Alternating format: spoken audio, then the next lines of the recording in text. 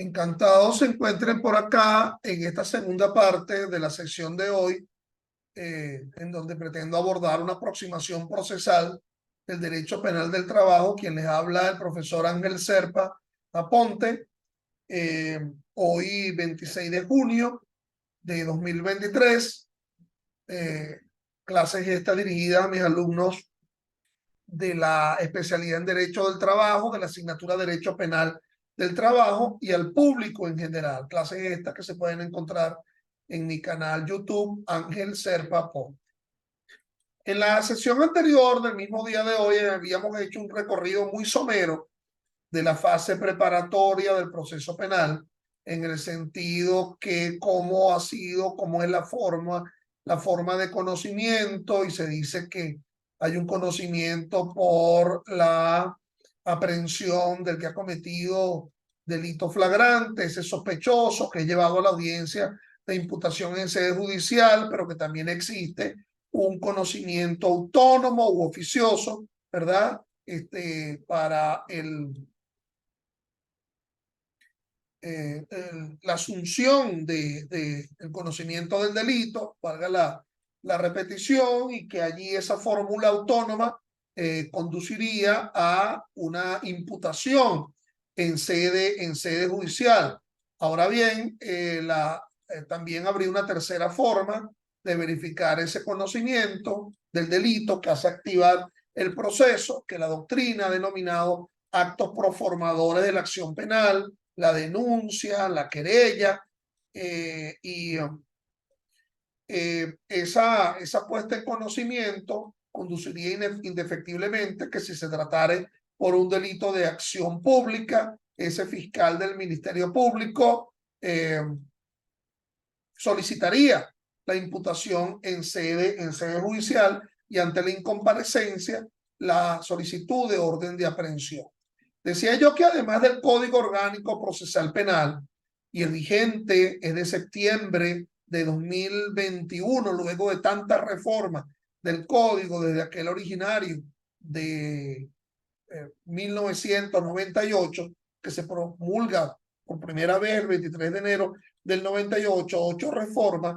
Este código, el vigente hasta ahora de septiembre de 2021, nos ubica que ese proceso penal puede ser ejercido a través de procedimientos: el procedimiento ordinario, con sus buenas 4 fases procesales: fase preparatoria, fase intermedia, fase de juicio y fase de ejecución, y los procedimientos especiales, entre ellas por los delitos menos graves. Bueno, esa fase preparatoria tiene que concluir, digamos, y 3 son las fórmulas para concluir dicha fase preparatoria. Una demuestra un convencimiento positivo, y ese fiscal acusa. Otro demuestra un convencimiento negativo, y ese fiscal solicita el sobreseimiento. La tercera fórmula: ni para ti ni para mí hay una ausencia de convencimiento. Es decir, existe una prueba que es importante, pero esa prueba no se tiene en este momento, y por lo tanto ese fiscal decreta el archivo fiscal a los efectos de que cese la imputación o cese la coerción, pero existe la posibilidad de que, continuando con la investigación, se pueda obtener esa prueba y surja la necesidad de una reimputación. La solicitud fiscal de sobreseimiento se estructura en la idea que no hay hecho, es decir, no fue una causa natural lo que condujo al resultado, digamos, aflictivo. No hay acción, no hay participación de quien ostentaba la condición de imputado. Ese hecho, que aparentemente tenía una conformación formal de ser un delito, pues no lo era.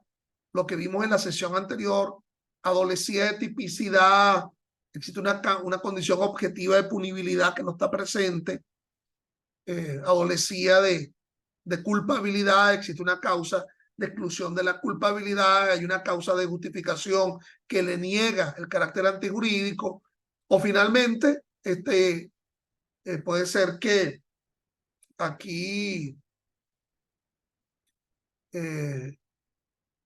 lo que esté presente es un tema de una excusa absolutoria que conduzca a que no es punible.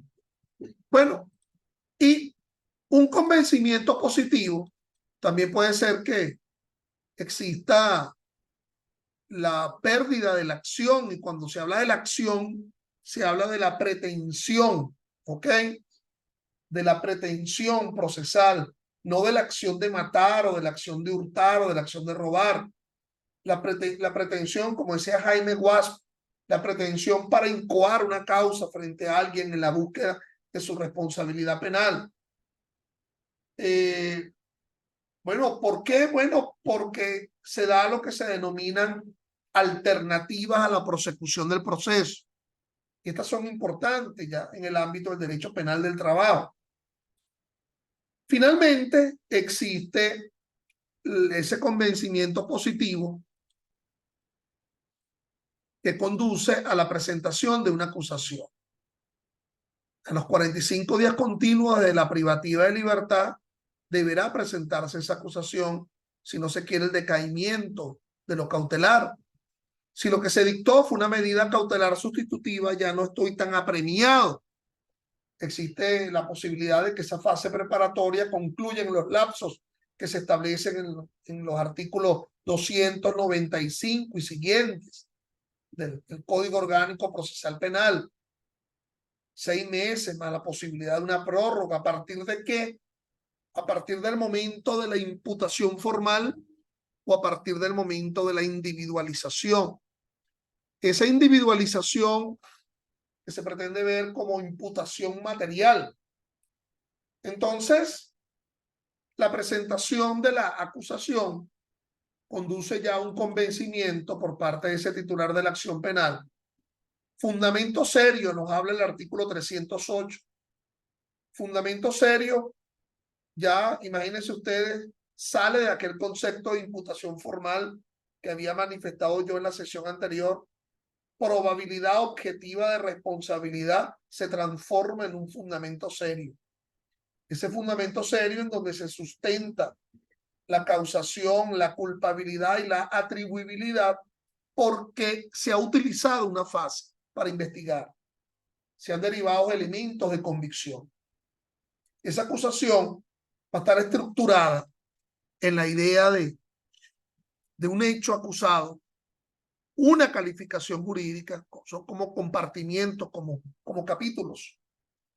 El capítulo de los elementos de convicción, lo que en la propia intimidad fiscal le han convencido, le han conducido a un convencimiento, y el capítulo del ofrecimiento probatorio. ¿Ok? Ese ofrecimiento probatorio en el cual se pretende convencer a otro. ¿Cómo ataco a dicha acusación?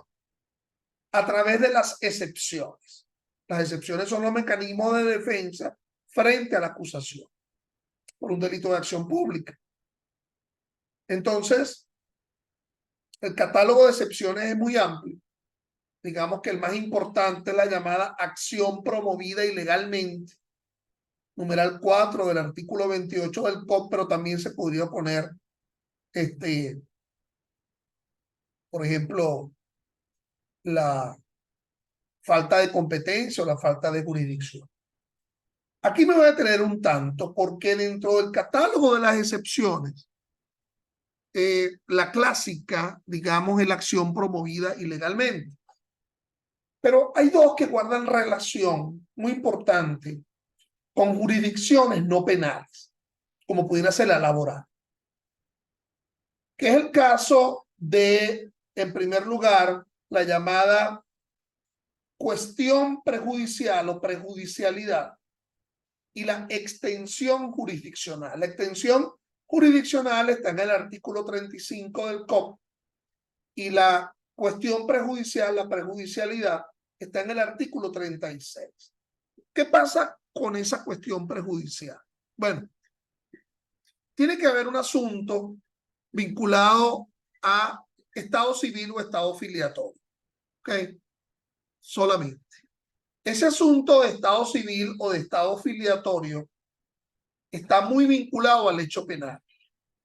Y hasta que no se resuelva ese asunto de estado civil o de estado filiatorio, digamos el tema menos penal de los penales, esa cuestión prejudicial, esa prejudicialidad del artículo 36, hasta que no se resuelva ese asunto de estado civil o de estado filiatorio, el juez penal no podrá resolver su asunto. Ya saben ustedes que los lapsos procesales penales son distintos a los otros lapsos de otra jurisdicción. Entonces, se declara con lugar a los efectos de que se demande ante un tribunal no penal, qué sé yo, una sentencia mero declarativa de filiación. Vámonos con un ejemplo. Se imputa a una persona por encubrimiento y la norma que describe el encubrimiento indica que no puede ser encubridor un pariente cercano del que encubre. Hay una condición objetiva de punibilidad. Bueno, demuéstrame. Aquí está el acta de nacimiento, pero no la tengo. Hay nombre, fama y trato. Bueno, entonces yo te permito que demandes civilmente una sentencia constitutiva de Estado, buscando una sentencia declarativa de filiación. O puede ser lo contrario, lo están imputando por bigamia y él dice, no, yo me divorcié y entonces, bueno, lo que pasa es que me divorcié y apeló la excónyuge y entonces eso quedó como, hermano, a las 8 no hablábamos, ¿oíste? No a las 8, ahorita son las 7 y son a las 8, ok. Entonces, bueno, resulta que estoy en la búsqueda de que ese tribunal civil resuelva el asunto. Pues no lo hace. Entonces no lo hace. Y menos mal que ustedes están sentados viéndome a mí. Ahí excepcionalmente el juez penal va a tener que resolver el asunto que le pertenece a otra jurisdicción. Entonces, esa cuestión prejudicial, siempre que esté vinculado a el aspecto netamente vinculado al delito. Pero hay una que se parece mucho, que es la extensión jurisdiccional. Artículo 35. Tiene que ser un asunto que ya ha empezado a ser conocido en otra jurisdicción. ¿Cuáles son las jurisdicciones que tú conoces? Bueno, la civil, la penal, protección del niño, mercantil, perdón, marítimo, laboral, disciplinaria judicial, contencioso administrativo. Entonces, el asunto lo está conociendo otra jurisdicción, pero ese asunto está íntimamente vinculado al asunto penal. Hasta que no lo resuelva la otra jurisdicción, no puedo resolver el asunto penal. Entonces, discapacidad total o permanente, muerte en accidente laboral. Bueno, quizá la figura esté clara en el ámbito de la descripción. El problema es determinar la condición de empleador. Y el empleador se resuelve bajo el prisma de los famosos 5 elementos, el test de la laborabilidad, subordinación, dependencia, ajenidad, condiciones de medio ambiente del trabajo, prestación de servicios. Bueno, eso se determina en los tribunales laborales. Pero en el tribunal laboral no se ha podido determinar el asunto. Y yo tengo acá un problema de discapacidad total o permanente, es decir, de un delito descrito en la Ley Orgánica de Condiciones de Medio Ambiente del Trabajo. Y es allá donde se resuelve el asunto y no termina de resolverse. Y voy a tener yo que excepcionalmente extender la jurisdicción penal a resolver asuntos de otro ámbito. Es como una especie de, como una pareja que está en una cama en una noche de frío y entonces le quita la cobija, entonces, bueno, pero dame acá, dame la cobija. Entonces yo extiendo el ámbito, ¿verdad?, del derecho penal a resolver otros asuntos. Entonces, es una figura paradójica porque evidentemente no pudiera tender a temas de conflictos interjurisdiccionales. Y ya ustedes saben que los problemas de conflictos interjurisdiccionales se va a resolver a nivel de la sala plena del Tribunal Supremo. La sala plena no solamente enjuicia a altos funcionarios públicos, sino que resuelve también conflictos interjurisdiccionales. Mencioné el caso laboral, pero también uno pudiera tomar el caso mercantil.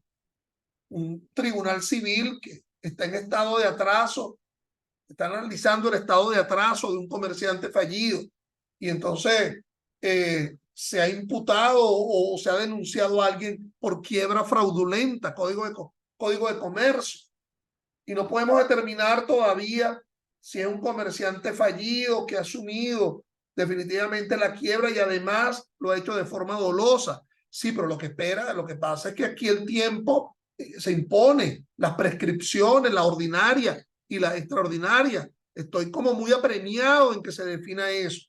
Y va a tener que excepcionalmente el juez penal conocer el asunto que está íntimamente vinculado al ámbito penal, porque se trata de un delito.